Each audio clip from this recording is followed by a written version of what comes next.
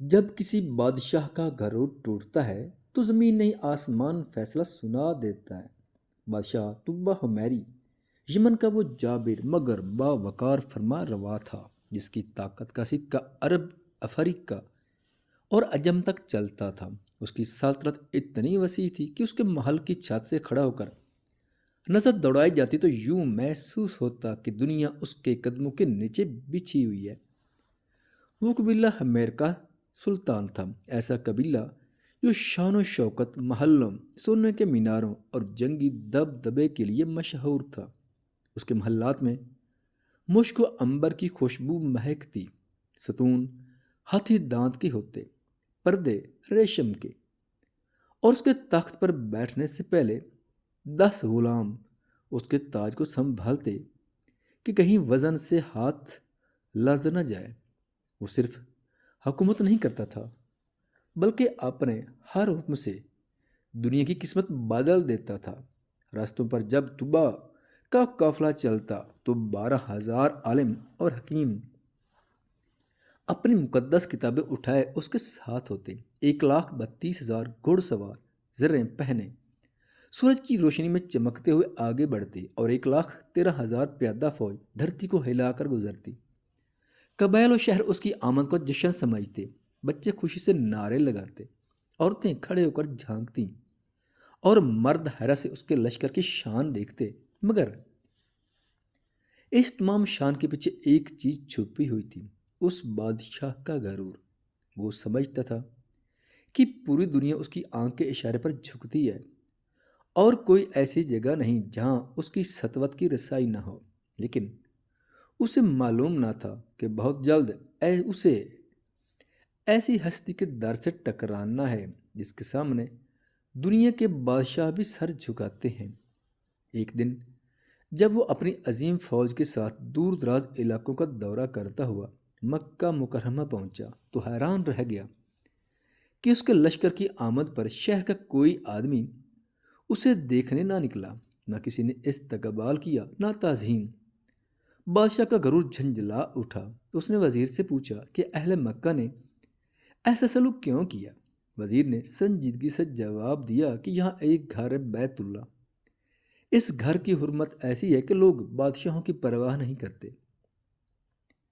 یہاں کا ہر شخص اس گھر کے خادموں کا احترام کرتا ہے۔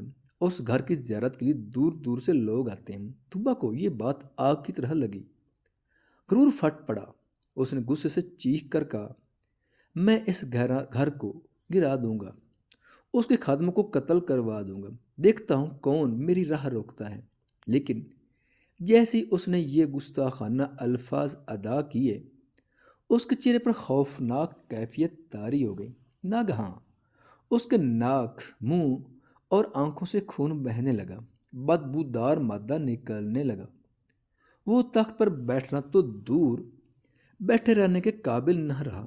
حکیم بے بس، سپاہی حیران، وزیر خوف زدہ، سب دیکھ رہے تھے کہ بادشاہ پر یہ عذاب کیوں اترا۔ شام کے وقت ایک عالم ربانی اس کے پاس آیا، نبض دیکھی اور لرزتے ہوئے بولا، یہ آسمان کا عذاب ہے، اگر کوئی بری نیت کی ہے تو فوراً توبہ کر۔ بادشاہ کا غرور ٹوٹ گیا۔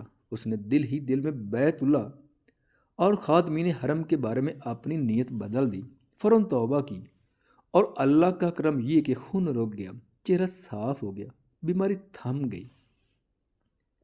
بادشاہ سجدے میں گر گیا اور شکر ادا کیا۔ پھر اس نے بیت اللہ پر ریشمی غلاف چڑھوایا، مکہ والوں میں سونے کے سکے اور ریشمی جوڑے تقسیم کیے اور اپنے غرور کے بکھرے ہوئے حصے وہیں چھوڑ دیے۔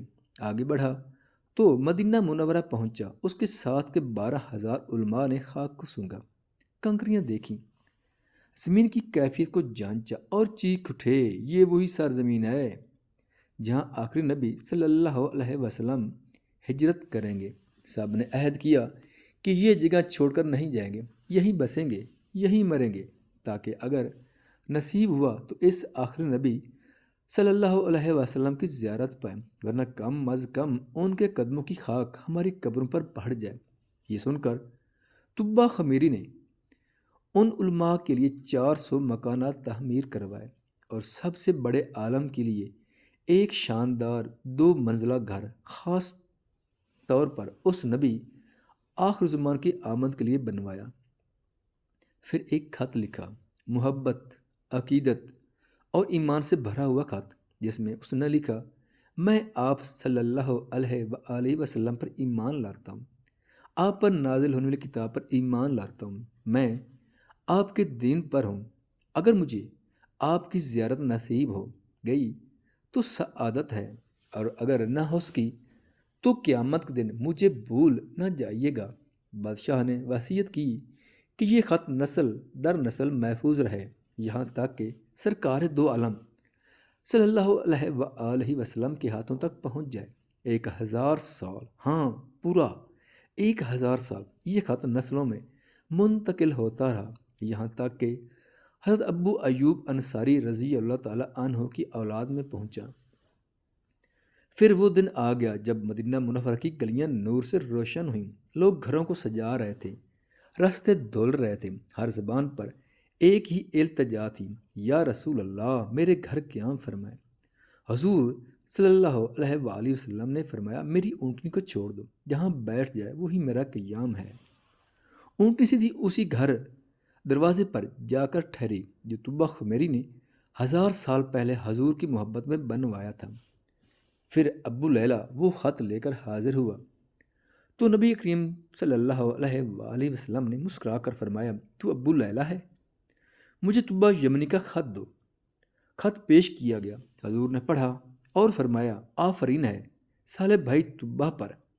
سبحان اللہ، کیا قسمت تھی طبہ خمیری کی، جس نے 1000 سال پہلے ایمان کا چراغ جلایا، اور اس کا نور 1000 سال بعد بھی نبی رحمت صلی اللہ علیہ وآلہ وسلم نے قبول فرمایا۔